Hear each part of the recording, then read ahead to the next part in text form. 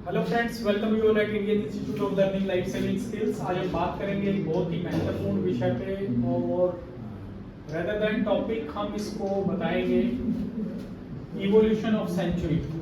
Yes, evolution of century मतलब इस शताब्दी की 20वीं शताब्दी की मेडिकल साइंस की सबसे बड़ी जो ग्रोथ है उसके बारे में आपसे डिस्कस करेंगे। और मोस्ट इम्पोर्टेंट है, एक डायनेमिक टॉपिक है, इस पे आप अपने कमेंट्स भी कर सकते हैं, अपने सुझाव भी दे सकते हैं, फर्दर डिस्कशन की भी ज़रूरत है। और इसमें जो मोस्ट इम्पोर्टेंट है वो है कार्डियक अरेस्ट। यस, अगर हम बात करें कार्डियक अरेस्ट में, कार्डियक अरेस्ट एक बेसिक सी चीज़ है। अगर आपको लग जाए कोई आदमी अनरिस्पॉन्सिव है, अनकॉन्शियस है और पल्सलेस, ये तीन चीज़ें होनी चाहिए: अनकॉन्शियस,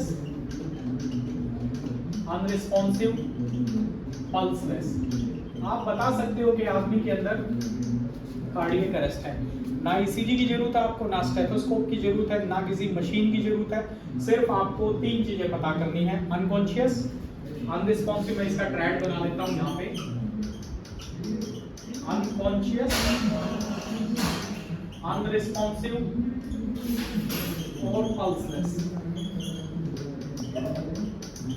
क्या कार्डियक अरेस्ट और डेथ की डेफिनेशन सेम है? दिखने में तो एक जैसी लगती है, लेकिन डिफरेंस है। अगर हम बात करें 1901 से पहले की, 19वीं शताब्दी के दौरान की, तो कार्डियक अरेस्ट का मतलब होता है अनकॉन्शियस, अनरिस्पॉन्सिव, पल्सलेस। ये तीन चीजें होनी चाहिए, हम किसी को बोल सकते हैं कार्डियक अरेस्ट है। क्या कार्डियक अरेस्ट और डेथ दोनों सेम है? No, it is not same. Death का मतलब है एक ऐसी रिवर्सिबल स्टेज जहां से आदमी को वापस नहीं लाया जा सकता, neurologically, cardiovascular, function wise, anatomically wise, whatever might be, तो वो है डेथ।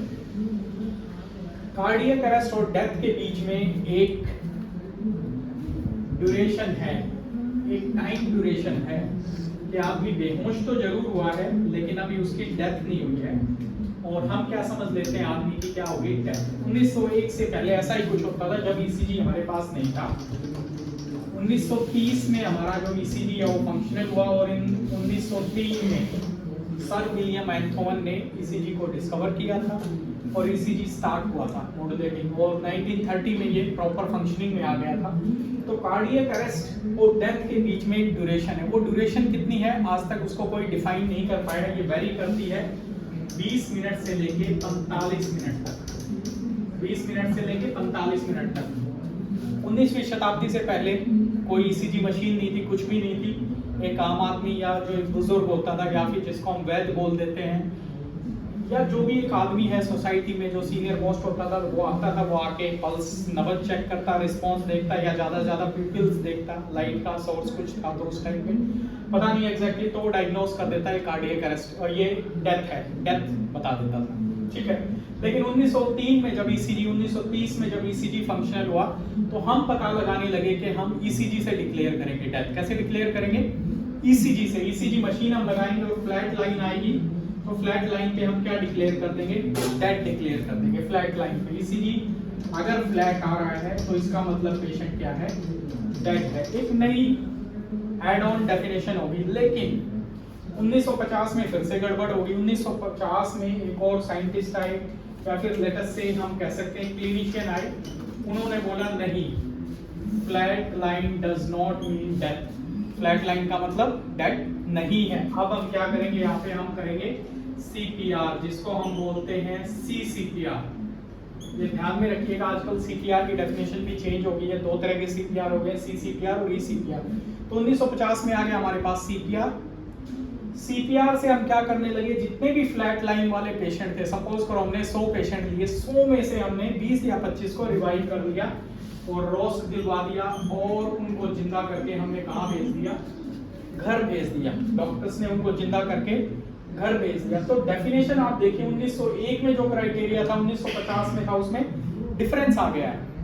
आजकल आप सुनते हैं कि एम्बुलेंस में एक पेशेंट जा रहा था, डिक्लेयर कर दिया था हॉस्पिटल के अंदर कि वो मृत हो गया है, एकदम गड्ढे से टकराई एम्बुलेंस और ऊपर नीचे हुई ब्रेकर से और आदमी में दोबारा से होश आ गया।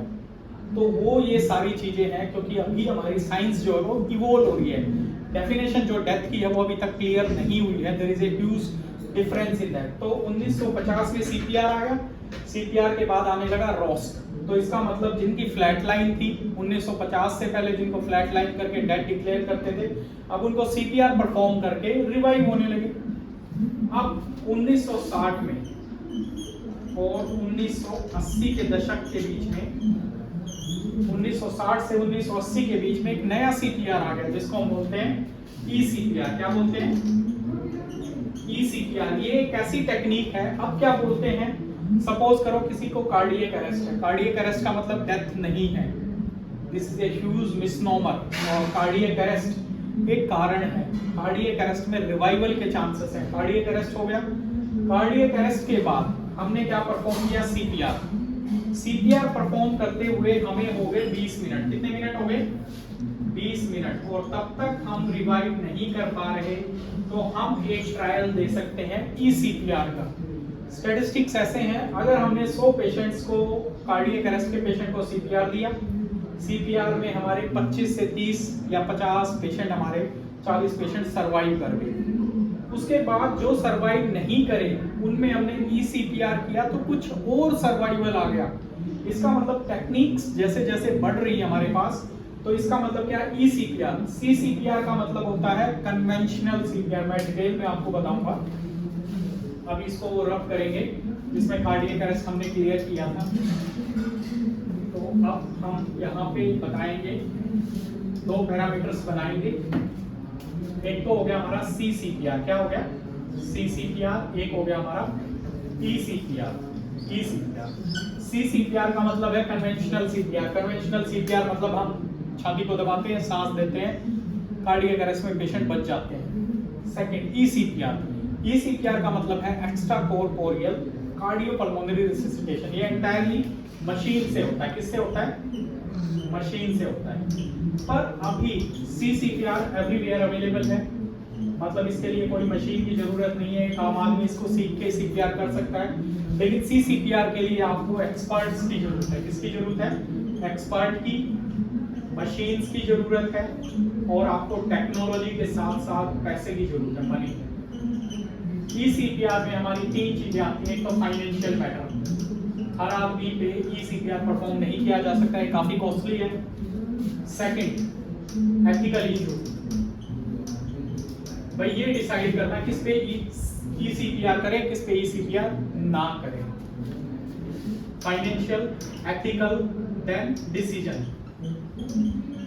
अब हम डिसाइड करें कि कौन सी क्लिनिकल कंडीशन में हम ईसीपीआर करें, किस में हम नहीं करें। तो ये 3 टास्क हमारे पास सबसे ज्यादा आती है ईसीपीआर में। लेकिन ईसीपीआर में भी चांसेस ऑफ सर्वाइवल हैं। कार्डियक अरेस्ट हो गया, आपने कन्वेंशनल सीपीआर दिया, 20 मिनट तक कोई रिस्पांस नहीं आया, उसके बाद आपने ईसीपीआर किया, चांसेस ऑफ सर्वाइवल बढ़ जाते हैं।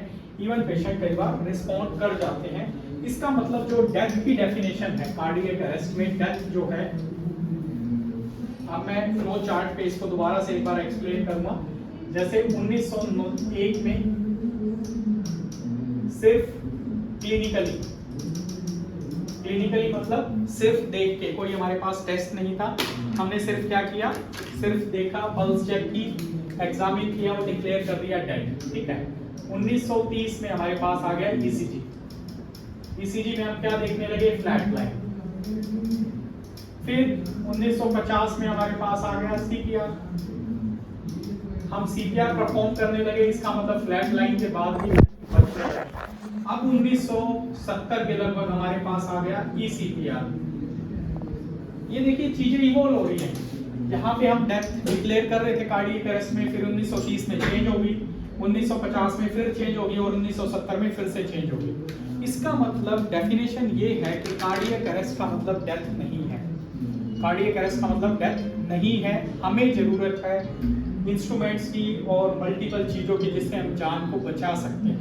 ये हमें समझना पड़ेगा। ईसीपीआर का कंसेप्ट एकदम नया है, हमें इसको समझना पड़ेगा, और लोगों को भी पता होना चाहिए कि ईसीपीआर कहाँ पे अवेलेबल है। ईसीपीआर जहाँ पे अवेलेबल है, अगर आप फाइनेंशियली स्ट्रॉन्ग हैं तो आप अपने पेशेंट को बचा सकते हैं ईसीपीआर देके। आपको पता करना पड़ेगा आपकी सिटी में ईसीपीआर अवेलेबल है या नहीं है। Thank you very much. Keep spreading this video to maximum number of people so that maximum lives can be saved. Thank you very much.